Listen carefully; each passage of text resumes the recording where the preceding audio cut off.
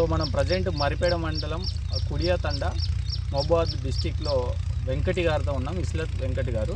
So ఆయనకు వచ్చేసి మనం చిల్లీ నర్సరీలో బ్యాక్టీ వైపు ప్లస్ మిల్ డౌన్ కాంబినేషన్ తోటి స్ప్రే చేయించామన్నమాట తన నర్సరీ బెడ్స్కి.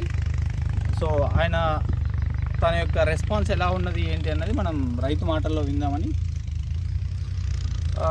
అన్న మనం ఎన్ని రోజులు అవుతుంది మనం ఇది స్ప్రే చేసి మామిడి మందు కొట్టి? 4 రోజులు ఇవాళ. 4 రోజులు అవుతుందా? సో మీకు ఏం తేడా కనిపించింది దీంట్లో? ఇంతకుముందు అది ఇల్లు నార్స్ వస్తుంది, ఇది కొట్టగా కొంచెం అక్కడక్కడే ఉంది, ఆగింది. ఓకే, కొంచెం తేడా కనబడ్డది అంతకు ముందు, ఇప్పుడు తేడా ఉంది. ఓకే, అంటే కంప్లీట్గా చచ్చిపోవడం ఆగిపోయిందా? కంప్లీట్ ఆగినట్టు. ఇంతకుముందు అయితే అక్కడక్కడ వస్తుంది. ఓకే, ఇప్పుడు కొంచెం చచ్చుడు ఆగింది.